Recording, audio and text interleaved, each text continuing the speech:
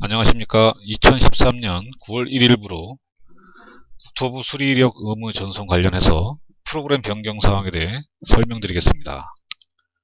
보시는 화면은 로그인을 한 이후에 첫 화면인데요. 우측에 한 개의 주 메뉴가 추가로 생성된 것을 확인해 보실 수 있습니다. 국토부 수리이력 전송은 매출일지에서 작업 내용을 작성하시면서 바로 전송하실 수 있도록 구성되어 있습니다. 전송 방법을 설명드리기에 앞서 우측 상단에 전체 메뉴 버튼을 클릭합니다. 기초 코드의 업체 정보를 클릭합니다. 사업자 정보 사항이 나왔는데요. 제대로 기재되어 있는지 다시 한번 확인해 주시고, 이번에 새로 발급받으신 정비업 등록번호와 정비 책임자가 제대로 기입이 되어 있는지 확인해 주시기 바랍니다.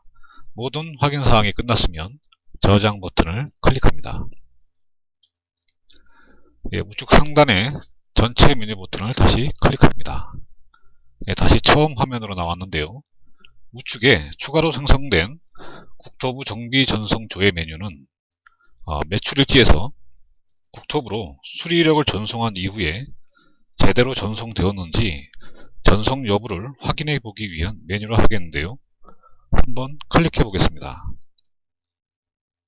이 전송이 제대로 이루어졌는지 확인할 수 있는 화면이 나타났습니다. 잠시 후에 조회 방법에 대해 설명드리겠습니다. 닫기 버튼을 클릭합니다. 자, 그럼 매출일지에서 정비이력 전송하는 방법을 설명드리도록 하겠습니다. 매출일지를 클릭합니다. 앞서 매출일지에서 작업내용 작성 방법을 배우셨는데요. 먼저 입력된 데이터를 가지고 정비 전송을 시도해 보겠습니다.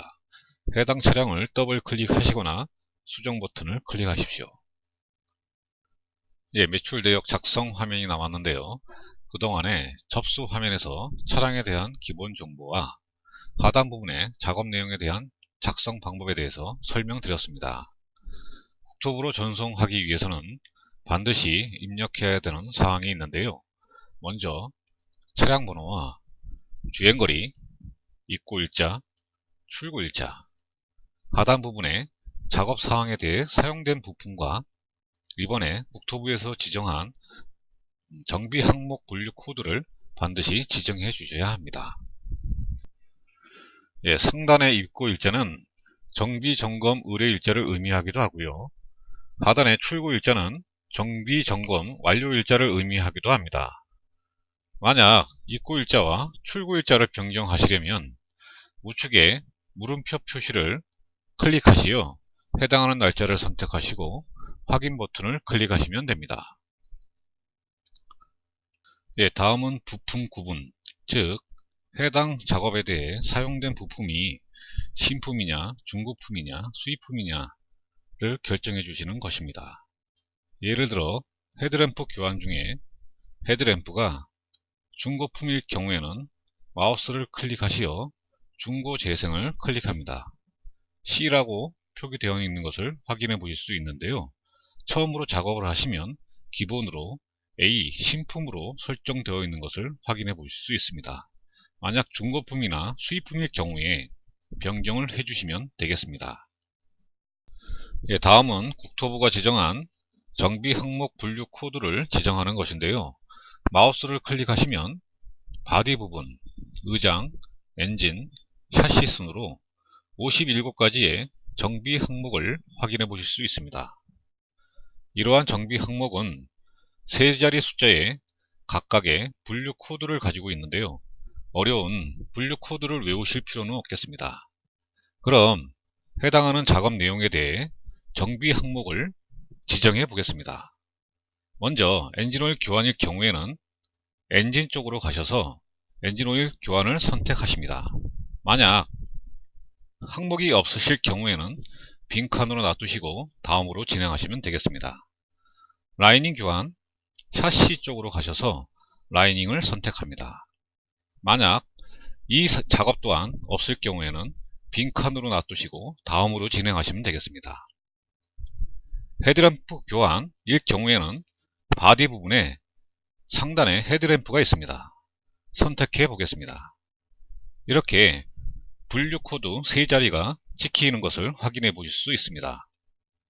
이렇게 국토부 정비 항목 분류 코드까지 모두 완료하셨으면 마지막으로 국토부 정비 이력 쪽으로 가셔서 정비 이력 전송 버튼을 클릭하십니다. 이렇게 되면 하단에 정비 분류 코드가 있는 항목에 대해서만 전송된다고 보시면 되겠습니다.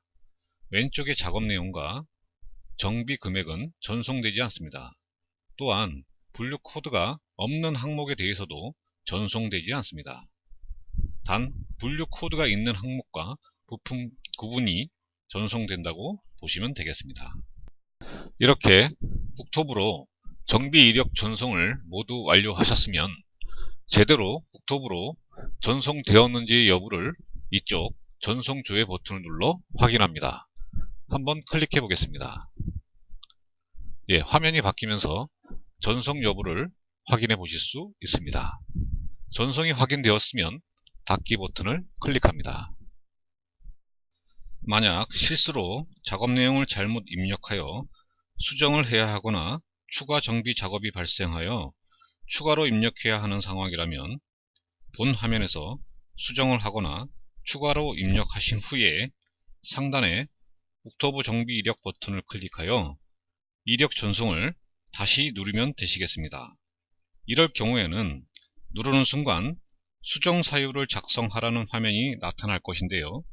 간단히 수정 사유를 작성하시고 전송하시면 되겠습니다. 그러면 정비 이력 전송 조회 버튼을 눌러 다시 제대로 전송되었는지의 여부를 확인합니다. 화면을 보시면 경정 순번, 경정 여부로 안내해주고 있는데요. 1번 신규, 이게 무슨 뜻이냐면 처음으로 전송을 했을 경우에 1과 신규로 나타내주고 있습니다. 만약 수정을 해서 다시 전송을 했을 경우에는 2번 수정 경정 이렇게 표시를 해주고 있습니다.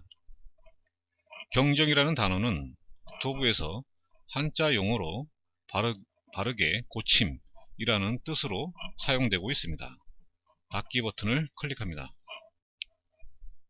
마지막으로 정비 이력 삭제 기능에 대해 설명드리겠습니다. 이 기능은 테스트를 해보기 위해서 잘못 전송되었거나 고객이 수리를 취소하였는데도 불구하고 먼저 입력을 해서 전송을 했을 경우에 정비 이력 삭제를 통해서 해당 내용이 삭제되는 것이 아니라 국토부로 미리 전송한 내역을 삭제할 때 사용하는 기능입니다. 그렇게 되면 정비 이력 전송 조회 버튼을 누르시면 3번 삭제 경정이라는 표시가 될 것입니다. 이런 식으로 정비 전송을 하실 때 이용하시면 되겠습니다. 네, 여기까지 국토부 수리 이력을 전송하는 방법에 대해 설명드렸습니다. 마지막으로 고객 버튼을 클릭하시면 차량 정보 등록 화면에서 국토부라는 버튼이 하나 있는 것을 확인해 볼 수 있습니다.